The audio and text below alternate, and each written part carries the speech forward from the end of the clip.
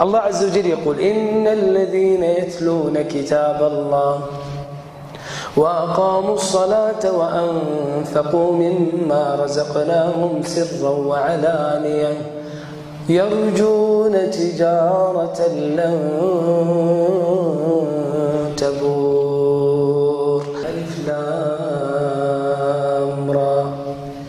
كتاب أنزلناه إليك لتخرج الناس من الظلمات إلى النور بإذن ربهم إلى صراط العزيز الحميد.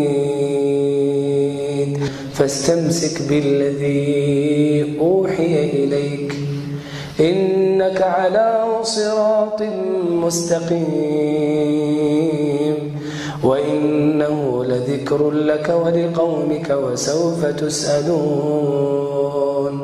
الله عز وجل يقول: لقد أنزلنا إليكم كتابا فيه ذكركم أفلا تعقلون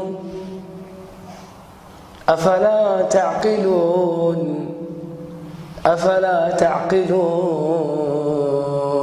لقد أنزلنا إليكم كتابا فيه ذكركم أفلا تعقلون.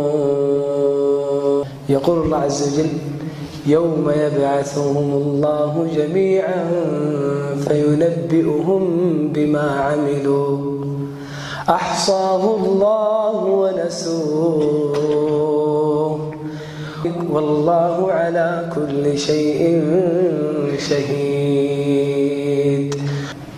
يا أيها الإنسان ما غرك بربك الكريم الذي خلقك فسواك فعدلك في أي صورة ما شاء ركبك.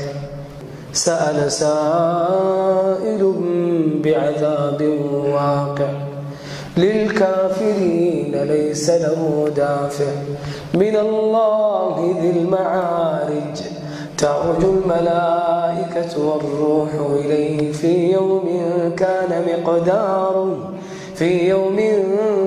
مقداره 50,000 سنة فاصبر صبرا جميلا إنهم يرونه بعيدا ونراه قريبا يوم تكون السماء